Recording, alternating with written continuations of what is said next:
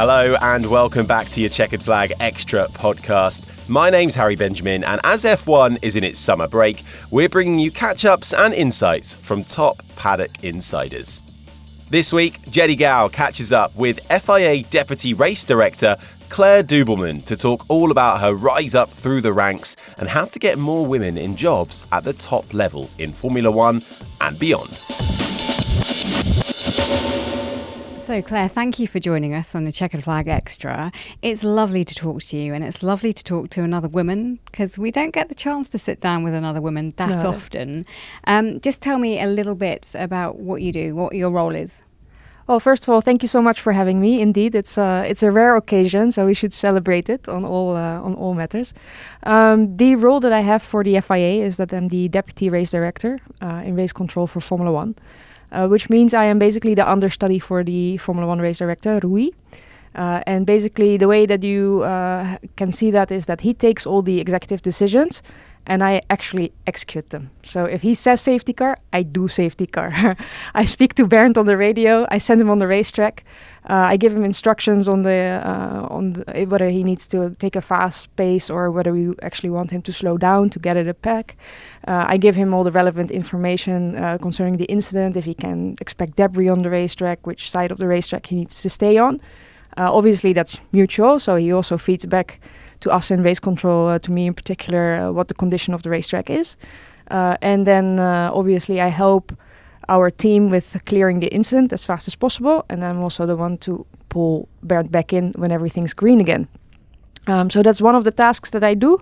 I'm also responsible for the deployment of the medical services in coordination with our CMO, obviously, with our Chief Medical Officer. So if a big accident occurs, I'm responsible to send the medical car, and similar as with the safety car, I do all the correspondence with them. They make a request to us on the resources they need, and I make sure they get there as safe and fast as possible. So those are a few things of the list that I have in race control, but obviously it's teamwork. So we have very clear defined roles in certain aspects, but at the same time we are 4 people and we try to help each other out as much as we can, as fast as we can. So it's a really big team effort. It's quite a responsibility. Obviously, your whole department is very public facing. Everyone knows what's happening, and ever since Michael Massey and what happened in 2021, I think it's more open to the public and for people to look in and have their opinions. We can talk about that when we get onto that subject a little bit later, but take me back to the beginning. How on earth did you find yourself in motorsport to start with? Well, it's definitely a good question. My family is a very motorsport-oriented family. So my dad used to be a journalist, actually, and he wrote about 14 books about cars and car racing and Formula One. And then when I was born, my mom would appreciate it if he had a bit more of a fixed position. So he took on the role of press manager or public relations manager. He did that for several car brands. So in short, I've been raised in a very car-oriented family. So from as long as I can remember, probably 4 or 5 years old, my dad woke me up to, at my own request, obviously, to watch Formula One in Australia for the season opener and any other race. Japan, I can remember. Brazil, I can remember. So yeah, it's been an early start in motorsport, and then when I graduated university, I was actually only 21, and I thought, well, if I if I have to work for the next 50 years, I better find something I really love. So that was my motivation to see where I could start in motorsport. And my first opportunity came at the grassroots level with Formula Renault. And so that was in 2007. And so it's been quite a long road to get to where I am now. I mean, the whole of the Netherlands has just come alive since Max Verstappen started to be successful in F1.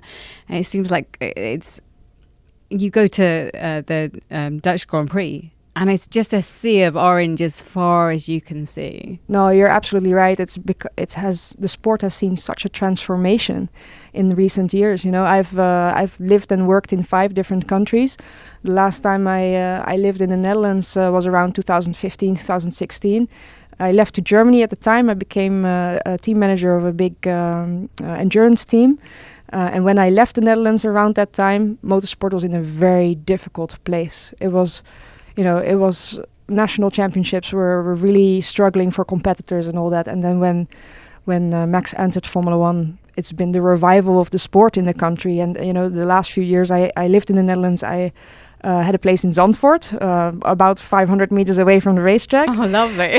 So the guys that work on the racetrack, they actually started their career around the same time as I did, around 2007, 2008. So we really grew up together, So to be able to celebrate the return of the Dutch Grand Prix was really emotional, to be able to do it with my race family, So it was a really special time. And obviously, every time I come back, it's really a party. It's just so nice to be able to work with all these people that I consider family. So it's very, very nice. It's interesting. You obviously come from a strong family, and you found a strong family. And the FIA is such a big part of how we go racing these days. How did you find yourself working with the FIA? Well, the thing is, I've always, with the love of the sport that I have, I always said I want to make a contribution to the sport. I want to give back to the sport. And so I started out as an employee to the agency that organized Formula Renault in Northern Europe at the time. But after 3 years, I said, well, I would like to learn more. I would like to expand my field, expand my scope a bit. So then I became freelance. So I took on multiple assignments with very different parties in motorsport. So I worked for federations, I worked for race teams, but I worked for promoters, for a racing series. So I've seen so many different aspects of the sport. And I think also that's why at one point I became interesting to the FIA, because I've seen every aspect of it. I've been an organizer, I've been on the participant side, on the competitor side, as we call it in the FIA. So there aren't so many people in this sport who have seen the whole scope of it, who've played a part in every role. So when I applied for the job with the FIA, I was just 30. And the role that I applied for now, it's a bit different, but at the time people were about 40, 45. So to convince a lot of people that I was the right person for that job, it took a bit more effort, which I thank all the people involved for to this day. So in that sense, I think this very broad orientation I had in the beginning stages of my career gave me a really good platform also in the work that I do now for the FIA. Because I've sat on the other side of the table, I have a bit more empathy. I have a bit more understanding of the struggle a team will go through when they deal with a penalty they don't like, accept, or appreciate. So I think in that sense that got me ready for the role that I have now. So what was the first role that you came to when you joined the FIA? So I was hired at the time. I think the FIA calls that category manager. So I was it was championship manager, manager of the European Formula 3 championship. In the meantime, that has transformed to the FIA Formula 3 that joins the Formula 1 weekends now. But at the time when I joined in 2017, it was a championship that ran together with DTM away from the Formula 1 weekends. So I was hired to basically manage that championship at the time, be in charge of the regulations, work together with the promoter, liaise with all the race teams to get the right relationship to carry that championship to the next level. So that's what I did in 2017 and 2018. Then throughout 2018, I gained the responsibility for all the Formula 4 championships around the globe. So around that time, it was about 13. I think it's at a stable number still to this day. And then in 2019, I also got Formula 2. Obviously, in 2019, the European Championship morphed into the FIA F3 Championship. So I was doing my physical work, championship managing at F2 and F3 during F1 weekends, and then away from the racetrack, I was still responsible for Formula 4, Formula Regional, for all these international series that also drive with single-seater cars. So it was quite a bit. Quite a lot. Yeah, at the height of it, I think I had 26 championships that I was responsible for. So obviously the majority of my time was dedicated to Formula 2 and Formula 3, first of all because they are official FIA title championships. With Formula 4, the FIA has a bit different role. So it's more that we help the local promoters and organizers to organize Formula 4 at a standard guaranteeing a certain level of safety and fairness and all that. So that's more, let's say, a coordinating role. But because I had the supervision of all these championships, you've seen every problem already, you know. So it was very easy for a Formula 4 championship from, I'm going to say, China to say, listen, we're running into this issue. How have you solved that in the US? Or how have you solved that in Japan? So in that sense, it was a really valuable part I could play there. Up until 2022, when there was an opening in the Formula 1 team, and they asked me to step in on the base of my Formula 2 and Formula 3 experience and grow into that role. So, was that a decision you had to think about, or was that always the plan? Well, to be really honest with you, I was the only one available. But, you know, as in many careers, sometimes luck needs to be on your side.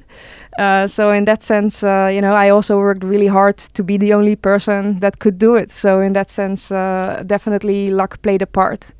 But also I've made every step that I made just to be able to get there. So yeah, there was somebody that was let go in the Formula 1 team, and I was considered the best candidate to take over.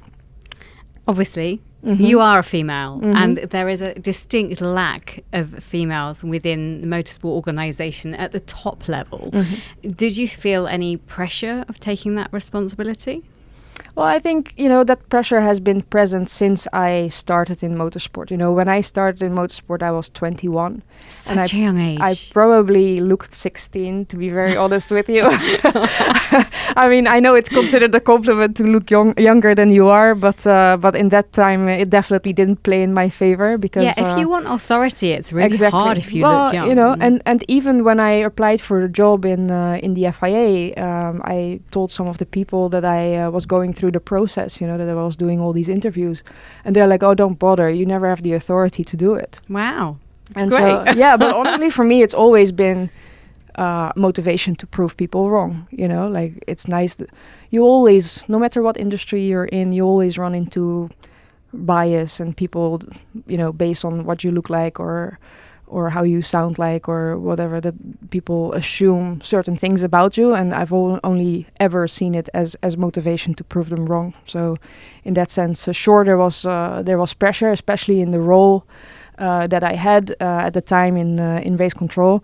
Obviously, there are all roles where you need to make split-second decisions, but the role that I started in, which was the operator role, that's really split-second stuff. So, for instance, you have to send the checkered flag at the right time. You have to disable the safety car at the right time. You know, like all the light panels that are placed along the racetrack. So, I think I was more worried about that part, you know, the technical operation part, than I was about the pressure that comes with the very public role, let's say.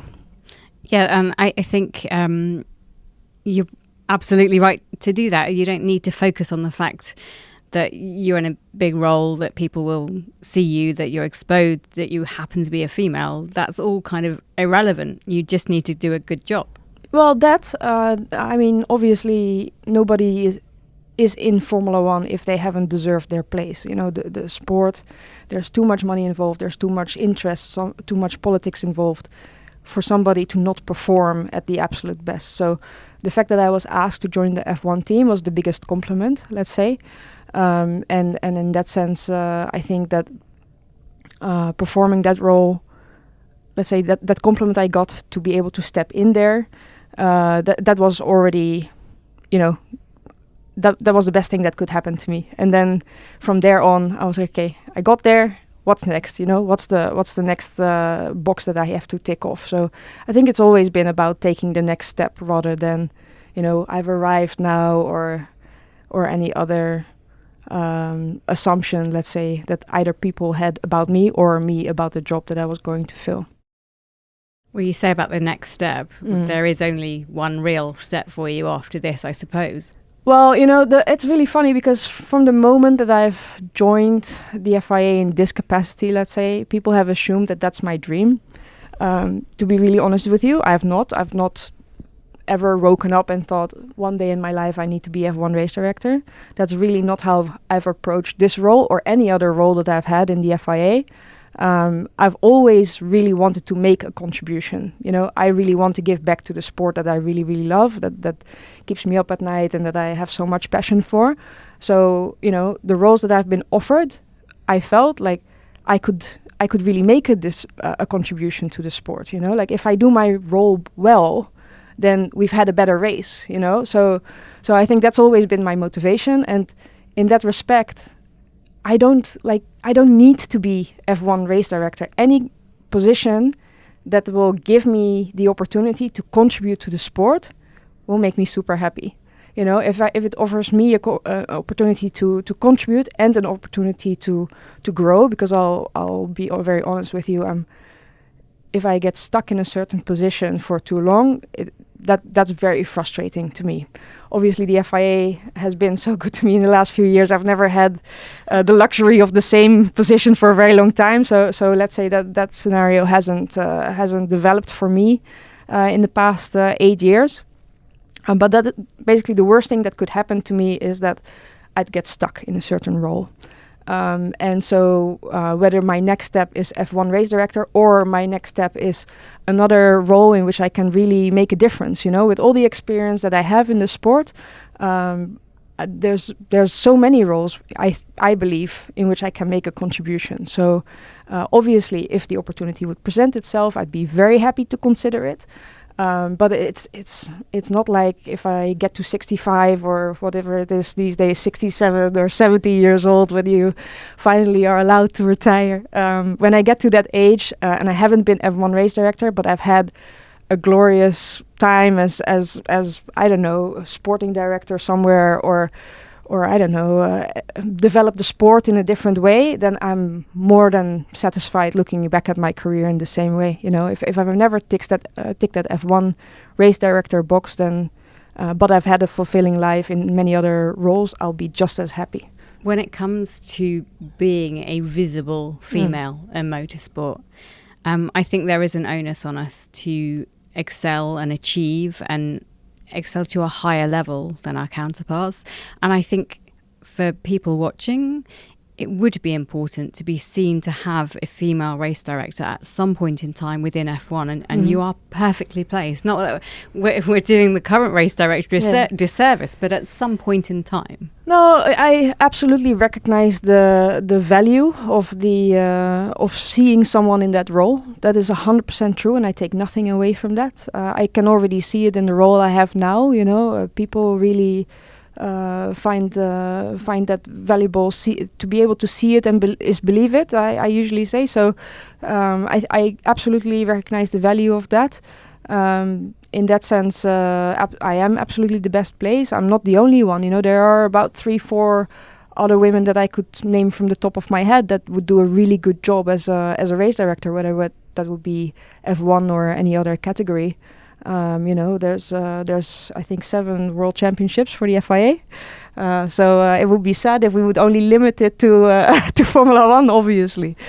So in that sense, I really try to support some of those female candidates that have come through the ranks with me, and I'm really happy that throughout our team we're really working to make a difference there, to offer possibilities to women to step up to those roles.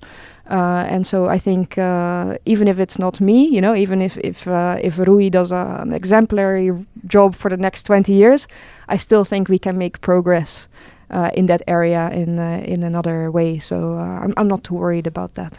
How much progress have you seen through your time when you first came in at 21 to now? I mean, how much has it changed? No, the thing I'll say, and also when I started in the meantime, almost 20 years back, right? And all of society looked different 20 years back. So it's a bit of an unfair comparison in general. But for me, the first 5 years in motorsport were the hardest.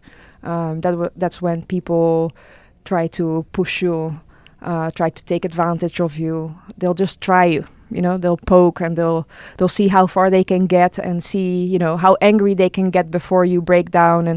And lucky for me, like equipped in the way that I can deal with a lot of emotion coming my way, and I can park my own. Obviously, you need to address your own emotion at one time, best in your bed at night. but I am quite strong in parking my own feelings, responding in a very, what is sometimes perceived, cool way. But at least I think, and that's also advice I would give anyone in situations where you're under pressure, where people are trying to pressure you. Try to see it as objectively as possible, because 9 out of 10 times these people are not angry with you, they're angry with the situation, right? So by parking the emotion, you can address the issue, you can move on from it.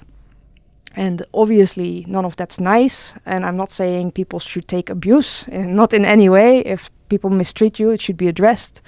But for me, that's been a big part of it, that I've been able to really analyze and respond in a very objective way, let's say, and to be able to deal with the emotion a bit later. Because obviously, also when you give these situations time, things become a lot clearer, and it's much easier to resolve them. And where do you see the future for not just you, but for females coming into the FIA or motorsport in general? Well, again, like I think it should be a safe, welcome environment, and motorsport by nature is a very competitive environment, and the one thing that I've been trying to let's say accommodate with the women that I've worked with is don't shy away from that. Yes, there'll be confrontation, but first of all, don't take that personal. Try to take an objective approach to it. Try to work through it. And so I think by taking away those the scary moments, let's say, it's an unfriendly world. It's a very aggressive world. Yeah, it is. But also you can work with that, So and a big part of it, don't take it personal, And that's also with what you referred to earlier. It's a very public position, right? And I'm Dutch. I'm often on a plane after a race back to Amsterdam, and I can guarantee you it's usually full of Max Verstappen fans. And when we have taken a decision that has not been very advantageous for Max, obviously those Dutch fans have a very strong opinion about it. So I still get that quite a lot. I think being able to look at things objectively, to be able to judge whether people just act out of emotion or whether they act out of, it's really rarely that they disagree on the content of something. It's a really big part of it is the emotion that comes with these decisions, and at the same time, if somebody has read the regulations, has an informed opinion about a certain situation, then I'm always happy to listen to them. I always pick up my phone, I always answer my email, and that's also the way we deal with the race teams. It's whenever there's a decision they don't like, there's a conversation after where we explain it. And obviously, we don't expect that those teams walk away all happy. They can still be angry about it, but at least we have a responsibility to engage with them, to do the best that we can to explain why certain decisions have been taken. And then we all, it's a professional sport. We need to move on, and we at the same time, if there's an argument that either a fan or a team can bring why something needs to be better, then everyone at the FIA is happy to consider that and to move forward with that. So I think in that sense we have a really welcome work culture, let's say, that does allow people in the sport to come to us with good ideas, and these ideas are picked up. I think you'll have the same conversations, arguments, discussions that we do when it comes to your own fans. fans from your country, they always say, oh, you're either biased for or against their driver. Yeah. And obviously with Max Verstappen in such a, 4 consecutive world titles, do you get a lot of grief from fans at home who either think you've made an amazing decision or the worst decision ever? And how do you defend that? Yeah, no, so I do get that a lot, and it depends a bit on who it is, how much time I take to either explain it or not. But yeah, no, it's again, like, I love the sport. I have the same passion for the sport, and I try to use that passion in the job that I do, right? So it depends a bit on what I get. Obviously, I get quite a lot of hate on social media things as well, and most of it is outside my own work outside my own field of play, let's say. So there are people that have very strong opinions about our technical checks and all that, and then so my first response is usually, and that doesn't really matter whether it's my field or someone else, I always say, listen, if you think we're not doing the right thing, please sign up to be a volunteer at your ASN. You can come work at the Grand Prix, whether it is as a secretary, a runner, or a national scrutineer, and you can work with us. And if you tell us we're wrong, prove us. It's the sport needs this participation. The sport needs passionate fans that make a positive contribution to the sport. So if you're really convinced that we're not checking all cars, please sign up as a national scrutineer. Your ASN, your national federation, will love you for signing up. You do a good thing for the sport because you're making this difference. So that's usually the first avenue that I try, the first step that I make. I have to say it's not a very successful campaign so far. You can but try, huh? But exactly, it's at least my way of coping.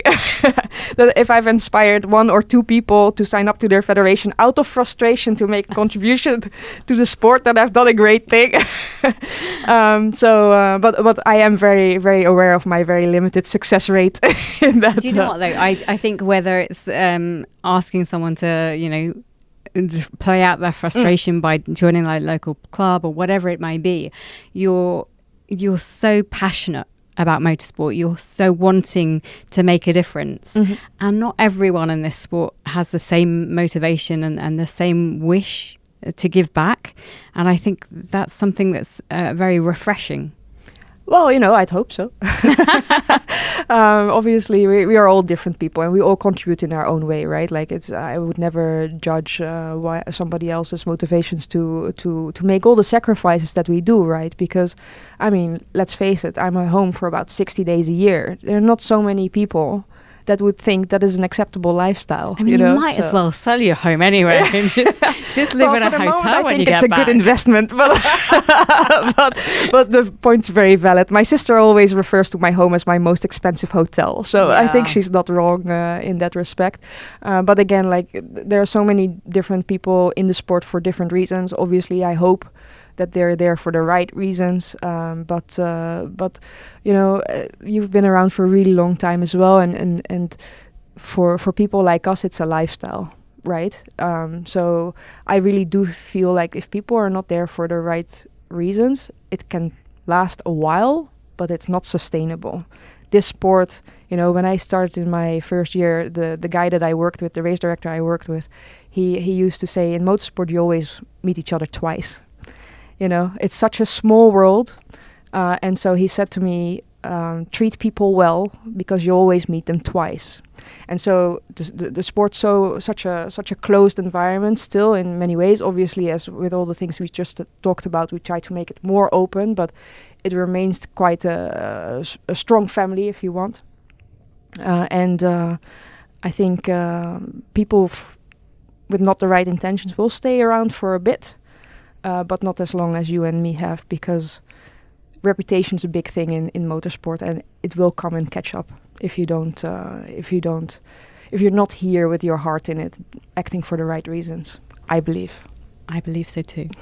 It's been a delight to speak to you. Thank you so much. Thank you for your representation. No, thank you really for giving me the opportunity. Well, I think it's really important that people can appreciate what you're doing, how you're doing it, and why You're doing it most importantly. So thank you for your time and good luck. And I'm looking forward to very much seeing you as race director at some point. Thank you. Thank no you pressure. Thank you for giving me the time. I really do appreciate it. Thanks. 5 Live's Chequered Flag Podcast. Jenny Gow speaking with Claire Dubbelman. What an interesting insight into a role that you really don't get to hear a lot about. Hope you enjoyed that, and make sure you're subscribed to the Chequered Flag for future episodes. And if you have any questions, you can send them our way and we'll get them answered. Just email f1@bbc.co.uk. Till next time, this has been an IMG production for BBC Sounds.